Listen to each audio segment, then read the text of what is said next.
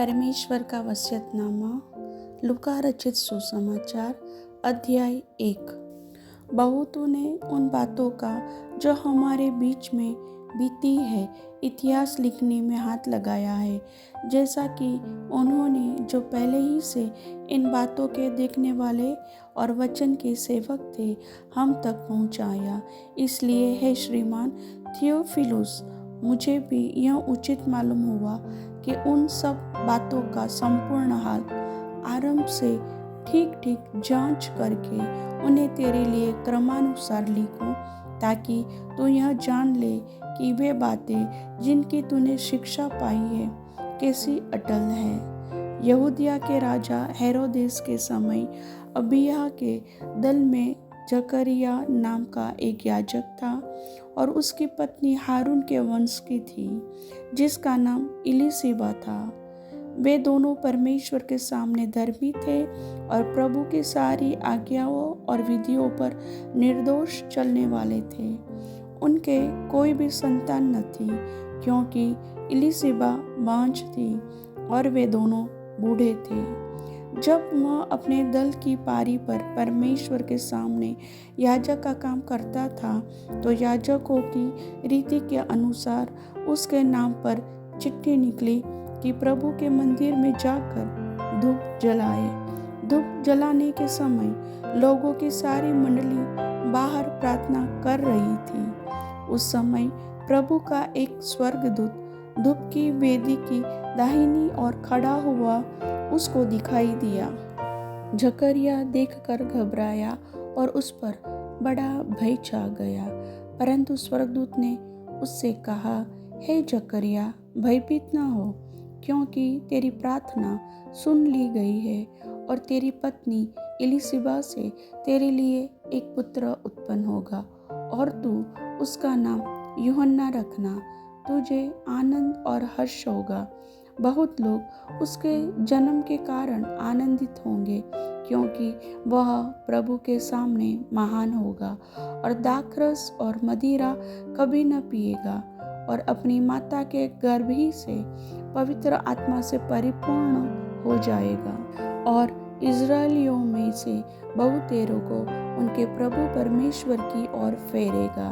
वह एलिया की आत्मा और सामर्थ्य में होकर उसके आगे आगे चलेगा कि पितरों का मन बाल बच्चों की ओर फेर दे और आज्ञा न मानने वालों को धर्मियों की समझ पर लाए और प्रभु के लिए एक योग्य प्रजा तैयार करे। जकरिया ने स्वर्गदूत से पूछा, यह मैं कैसे जानूं, क्योंकि मैं तो बूढ़ा हूँ और मेरी पत्नी भी बूढ़ी हो गई है। स्वर्गदूत ने उसको उत्तर दिया, मैं जिब्राइल हूँ, जो परमेश्वर के सामने खड़ा रहता हूँ और मैं तुझसे बातें करने और तुझे यह सुसमाचार सुनाने को भेजा गया हूँ। देख, जिस दिन तक ये बातें पूरी न हो ले, उस दिन तक तू मौन रहेगा और बोल न सकेगा, इसलिए कि तूने मेरी बातों को जो अपने समय पर पूरी होगी प्रतीति न की। लोग जकरिया की बात देखते रहे और अचंभा करने लगे कि उसे मंदिर में इतनी देर क्यों लगी। जब वह बाहर आया तो उनसे बोल न सका, अतः वे जान गए कि उसने मंदिर में कोई दर्शन पाया है, और वह उनसे संकेत करता रहा और गूंगा रह गया।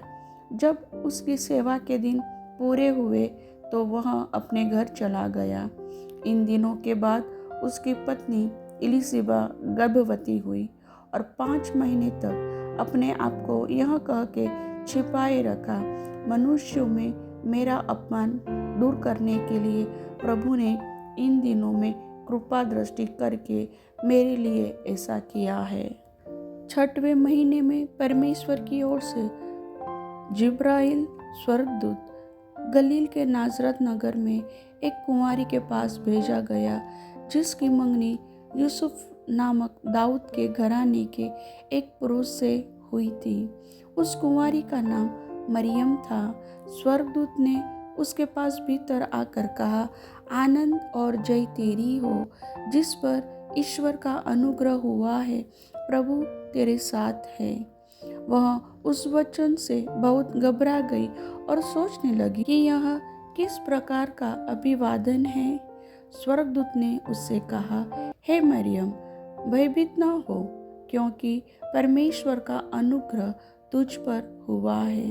देख, तू गर्भवती होगी और तेरे एक पुत्र उत्पन्न होगा, तो उसका नाम यीशु रखना। वह महान होगा और परम प्रधान का पुत्र कहलाएगा, और प्रभु परमेश्वर उसके पिता दाऊद का सिंहासन उसको देगा, और वह याकूब के घराने पर सदा राज्य करेगा, और उसके राज्य का अंत न होगा। मरियम ने स्वर्गदूत से कहा, यह कैसे होगा? मैं तो पुरुष को जानती ही नहीं। स्वर्गदूत ने उसको उत्तर दिया, पवित्र आत्मा तुझ पर उतरेगा और परम प्रधान की सामर्थ्य तुझ पर छाया करेगी। इसलिए वह पवित्र जो उत्पन्न होने वाला है परमेश्वर का पुत्र कहलाएगा। और देख, तेरी कुटुंबिनी इलिशिबा के भी बुढ़ापे में पुत्र होने वाला है।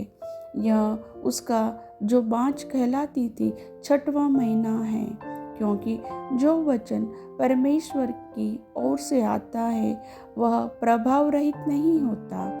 मरियम ने कहा, देख, मैं प्रभु की दासी हूँ, मुझे तेरे वचन के अनुसार हो। तब स्वर्गदूत उसके पास से चला गया। उन दिनों में मरियम उठकर शीघ्र ही पहाड़ी देश में यहूदा के एक नगर को गई और जकरिया के घर में जाकर इलिशिबा को नमस्कार किया। जो ही इलिशिबा ने मरियम का नमस्कार सुना, त्यों ही बच्चा उसके पेट में उछला, और इलिशिबा पवित्र आत्मा से परिपूर्ण हो गई, और उसने बड़े शब्द से पुकार कर कहा, तू स्त्रियों में धन्य है और तेरे पेट का फल धन्य है। यह अनुग्रह मुझे कहाँ से हुआ कि मेरे प्रभु की माता मेरे पास आई? देख, जो ही तेरे नमस्कार का शब्द मेरे कानों में पड़ा, त्यों ही बच्चा मेरे पेट में आनंद से उछल पड़ा। धन्य है वह जिसने विश्वास किया कि जो बातें प्रभु की ओर से उससे कही गई वे पूरी होगी। तब मरियम ने कहा, मेरा प्राण प्रभु की बड़ाई करता है, और मेरी आत्मा मेरे उद्धार करने वाले परमेश्वर से आनंदित हुई, क्योंकि उसने अपनी दासी की दीनता पर दृष्टि की है। इसलिए देखो, अब से सब लोग, युग के लोग मुझे धन्य कहेंगे, क्योंकि उस शक्तिमान ने मेरे लिए बड़े बड़े काम किए हैं। उसका नाम पवित्र है, और उसकी दया उन पर जो उससे डरते हैं पीढ़ी से पीढ़ी तक बनी रहती है। उसने अपना भुजबल दिखाया, और जो अपने आप को बड़ा समझते थे उन्हें तितर बितर किया। उसने बलवानों को उनके सिंहासनों से गिरा दिया और दीनों को ऊंचा किया। उसने भूखों को अच्छी वस्तुओं से तृप्त किया और धनवानों को छूछे हाथ निकाल दिया। उसने अपने सेवक इज़राइल को संभाल लिया कि अपनी उस दया को स्मरण करे जो अब्राहम और उसके वंश पर सदा रहेगी, जैसा उसने हमारे बाप दादों से कहा था। मरियम लगभग 3 महीने उसके साथ रहकर अपने घर लौट गई। तब इलिशिबा के प्रसव का समय पूरा हुआ और उसने पुत्र को जन्म दिया। उसके पड़ोसियों और कुटुंबियों ने यह सुनकर कि प्रभु ने उस पर बड़ी दया की है, उसके साथ आनंद मनाया। और ऐसा हुआ कि 8वें दिन वे बालक का खतना करने आए और उसका नाम उसके पिता के नाम पर जकरिया रखने लगे। इस पर उसकी माता ने उत्तर दिया, नहीं, वरन उसका नाम यूहन्ना रखा जाए। उन्होंने उससे कहा, तेरे कुटुंब में किसी का यह नाम नहीं। तब उन्होंने उसके पिता से संकेत करके पूछा कि तू उसका नाम क्या रखना चाहता है। उसने लिखने की पट्टी मंगाकर लिख दिया, उसका नाम यूहन्ना है। और सबों को आश्चर्य हुआ। तब उसका मुंह और जीभ तुरंत खुल गई और वह बोलने और परमेश्वर का धन्यवाद करने लगा। उसके आसपास के सब रहने वालों पर भय छा गया और उन सब बातों की चर्चा यहूदियों के सारे पहाड़ी देश में फैल गई और सब सुनने वाले ने अपने अपने मन में विचार करके कहा, यह बालक कैसा होगा, क्योंकि प्रभु का हाथ उसके साथ था। उसका पिता जकरिया पवित्र आत्मा से परिपूर्ण हो गया और भविष्यवाणी करने लगा, प्रभु इज़राइल का परमेश्वर धन्य हो, क्योंकि उसने अपने लोगों पर दृष्टि की और उनका छुटकारा किया है और अपने सेवक दाऊद के घराने में हमारे लिए एक उद्धार का सिंह निकाला, जैसा उसने अपने पवित्र भविष्यवक्ताओं के द्वारा जो जगत के आदि से होते आए हैं कहा था, अर्थात हमारे शत्रुओं से और हमारे सब बैरियों के हाथ से हमारा उद्धार किया है, कि हमारे बाप दादों पर दया करके अपनी पवित्र वाचा का स्मरण करे और वह शपथ जो उसने हमारे पिता अब्राहम से खाई थी कि वह हमें यह देगा कि हम अपने शत्रुओं के हाथ से छूटकर उसके सामने पवित्रता और धार्मिकता से जीवन भर निडर रहकर उसकी सेवा करते रहे। और तू हे बालक परम प्रधान का भविष्यवक्ता कहलाएगा, क्योंकि तू प्रभु का मार्ग तैयार करने के लिए उसके आगे आगे चलेगा, कि उसके लोगों को उद्धार का ज्ञान दे जो उनके पापों को क्षमा से प्राप्त होता है। यह हमारे परमेश्वर की उसी बड़ी करुणा से होगा जिसके कारण ऊपर से हम पर बोर का प्रकाश उदय होगा, कि अंधकार और मृत्यु की छाया में बैठने वालों को ज्योति दे, हमारे पाँवों को कुशल के मार्ग में सीधे चलाए। और वह बालक बढ़ता और आत्मा में बलवंत होता गया और इज़राइल पर प्रकट होने के दिन तक जंगलों में रहा। प्रभु वचन के सुनने वाले सभी भाई बहनों को वचन का आशीष दे, आमीन।